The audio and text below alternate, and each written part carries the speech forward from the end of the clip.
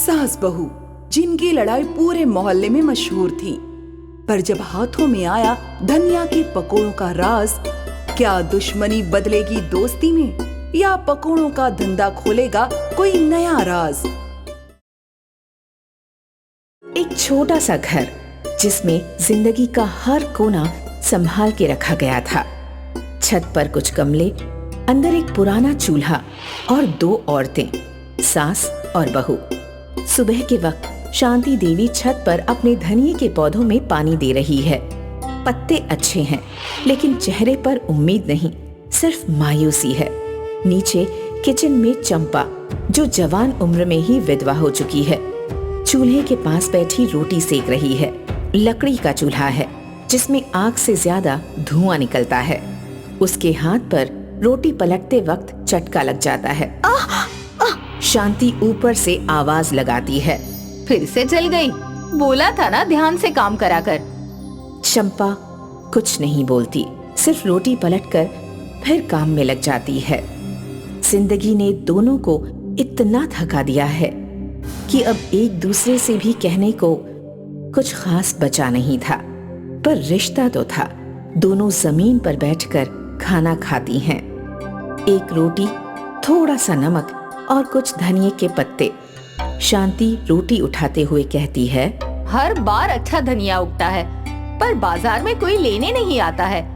कुछ लेने तो आते हैं, लेकिन दाम देने में सब हाथ खींच लेते हैं। हो सकता है हम गलत जगह बेचने की सोच रहे हैं सासू माँ। चंपा के शब्द धीरे थे, लेकिन उनमें सोच थी। उसने जिंदगी से हार तो कब की मान ली थी, लेकिन सासू माँ के पौधों के लिए उसके मन में अब भी एक छोटी सी उम्मीद थी।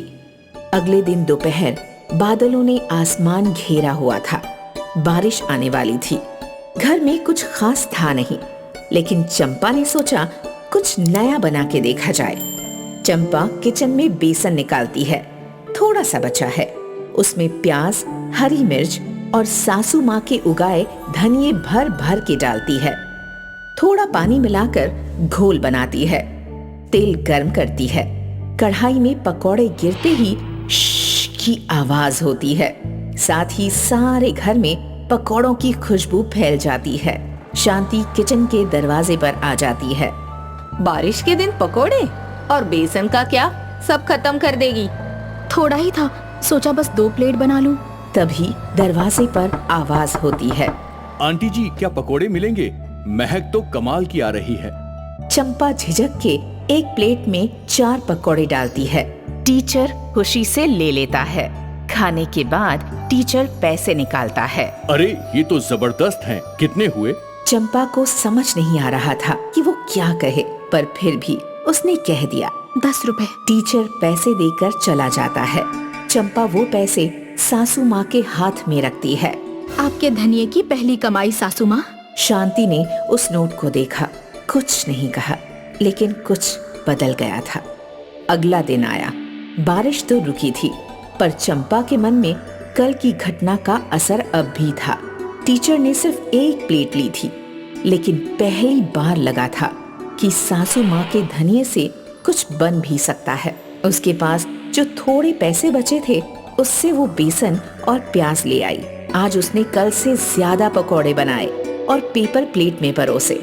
छत के एक कोने में एक पुरानी बेंच थी, जिसे धोकर साफ करके उसने गेट के पास लगा दी।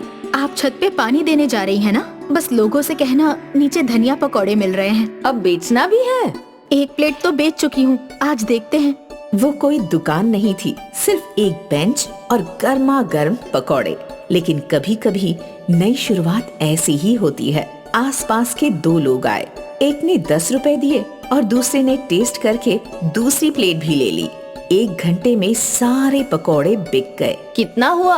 100 रुपए सासू माँ। आज आपका धनिया पूरे 10 प्लेट बिका है। शांति के चेहरे पर अब नई मुस्कान थी। गांव के कोने में स्वाद की खुशबू कभी छिपती नहीं।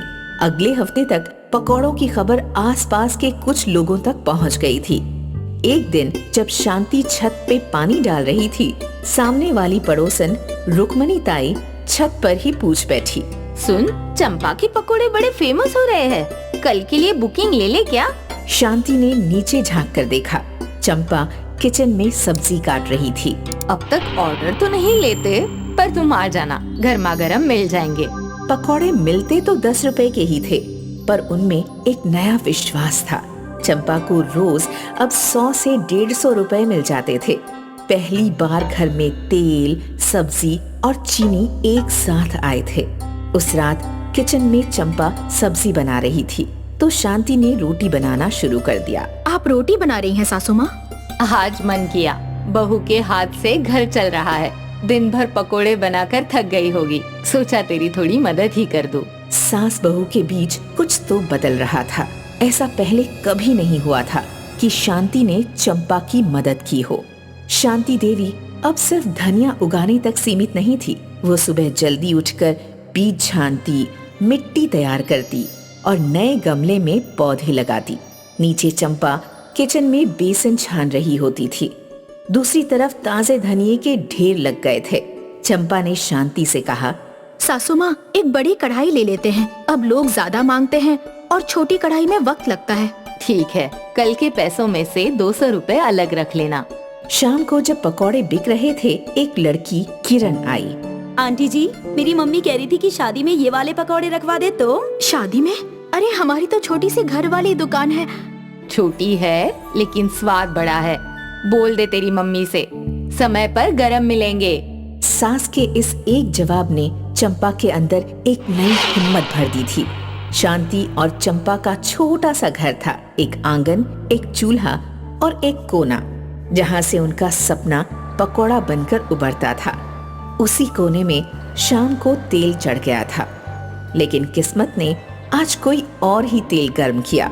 चंपा अकेली थी। शांति देवी किसी रिश्तेदार के घर गई थी। तभी मोहल्ले में एक स्कूटर रुकती है, हेलमेट उतरता है और सामने आता है गुलशन, नगर पालिका का जूनियर अधिकारी। क्या चल रहा है ये सब? घर से बिजनेस? लाइसेंस है? नहीं साहब, पर ये तो बस घर के अंदर का कोना है, सड़क पर कुछ नहीं लगाया। बैनर लगा के तो पूरा ठेला बन गया है। पब्लिक आ रही है, पैसा ले रहे हो, इलीगल है ये। कल तक बंद करो वरना सामान जब्त हो जाएगा।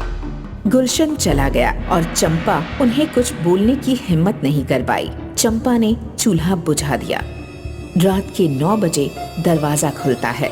शांति देवी अंदर आती हैं, हाथ में झोला और चेहरे पर थकान, और तभी देखती हैं कोना खाली, चूल्हा बुझा हुआ और चंपा चुपचाप कोने में बैठी है। अरे तेल क्यों नहीं चढ़ा? कोना खाली क्यों है? आज एक पालिका का अधिकारी आया था, बोला घर से बिजनेस इलीगल है, बोला सामान जब्त हो जाएगा। क्या घर का कोना भी इनको चुभने लगा?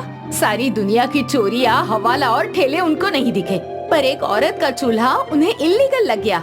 बिना कुछ सोचे समझे शांति देवी ने अपना झोला एक तरफ फेंका, एक पुरानी फाइल का लिफाफा निकाला और जोर से टेबल पर पटका। कल सुबह तू रेडी रहना, हम दोनों चलेंगे पालिका के दफ्तर। मैं देखना चाहती हूँ गरीब औरत के सपनों का लाइसेंस किस बाप के पास है। सासू माँ, सब लोग देख रहे थे, मजाक उड़ा रहे थे। जिन लोगों का काम सिर्फ देखना और कहना है, वो कभी कुछ करते नहीं। लेकिन जिसने एक कोने से अपनी दुनिया बनाई हो, उसे कोई रोक नहीं सकता। रात के 11 बज गए थे, लेकिन शांति देवी ने फाइल खोल ली थी। चंपा के आधार कार्ड की फोटोकॉपी निकाली थी और बोली, अपनी दुकान का नाम सोच ले बेटा, क्योंकि अब लाइसेंस के साथ चलेगा ये चूल्हा, इज्जत के साथ। जैसा आप चाहे सासू माँ। फिर तय है, नाम होगा धनिया पकोड़ा घर, घर से गर्व से। उस रात चूल्हा नहीं जला, लेकिन एक नई लड़ाई की आग जरूर लग चुकी थी। अगले दिन सुबह 2 साड़ी पहनी औरतें एक पालिका दफ्तर के सामने खड़ी थीं। एक के हाथ में फाइल थी और दूसरी के चेहरे पर डर, लेकिन दोनों के पैरों में वो विश्वास था जो सिर्फ हक के लिए लड़ने वालों के होता है। आंटी, ये राशन ऑफिस नहीं है। यहाँ काम करवाना है तो पहले अंदर वाले से बात करो। हमें किसी से बात नहीं करनी, सीनियर अधिकारी से मिलना है अभी। रिसेप्शन पर बैठा क्लर्क उन्हें ऊपर से नीचे देखता है। क्या काम है? लाइसेंस चाहिए, अपने घर के कोने से पकोड़े बेचते हैं, लीगल बनाना है। अगर बाकी लोगों को मिलता है तो हमें भी मिलेगा। अंदर से गुलशन निकलता है, वही अधिकारी जो कल घर पर धमक गया था। अरे वाह, आज तो पूरा सामान ले आए हो। शांति देवी जी, ये दफ्तर है, तमाशा घर नहीं। तमाशा तो तुमने कल बना दिया था, जब एक विधवा औरत के चूल्हे को इल्लीगल कह दिया। ये कोना नहीं, हमारी इज्जत है, और अगर लाइसेंस नहीं मिलेगा तो मैं यही बैठ जाऊंगी, हर चैनल को बुलाऊंगी, तुम सबको बताऊंगी कि ये दफ्तर गरीबों का गला घोट रहा है। शांति देवी की आवाज में वो कंपन थी जो दर्द से नहीं, गुस्से से आती है। दफ्तर के लोग रुक कर देखने लगे, कुछ फोन से वीडियोस बनाने लगे। तभी एक औरत का चेहरा दिखता है, पालिका ऑफिसर अंजना मैडम, साड़ी में, गरिमा के साथ, लेकिन आंखों में समझ। क्या नाम है आपका? शांति देवी, और ये मेरी बहू। फाइल दिखाइए। फाइल पलटी गई, डॉक्यूमेंट्स देखे गए, एड्रेस वेरीफाई हुआ, सब कुछ था। सिर्फ एक सहारा चाहिए था, एक विश्वास की मोहर। लीगल करना चाहती हो ना? ये लो, ये प्रोविजनल लाइसेंस। आज से आपका कोना धनिया पकौड़ा घर के नाम से रजिस्टर्ड है। कहा था ना, गरीबों का कोना कभी छोटा नहीं होता, बस उसके लिए लड़ने वाली माँ होनी चाहिए। उसी पल पालिका दफ्तर की एक छोटी सी मेज पर एक औरत ने दूसरी औरत के लिए एक चूल्हा नहीं, एक स्वाभिमान जला दिया था। रोज का काम अब रेगुलर था। हर दोपहर 20 से 25 प्लेट बिक जाते। लोग पहचानने लगे थे। एक दिन एक महिला, जिसे सब भाटिया मैडम कहते थे, स्टॉल पर आई।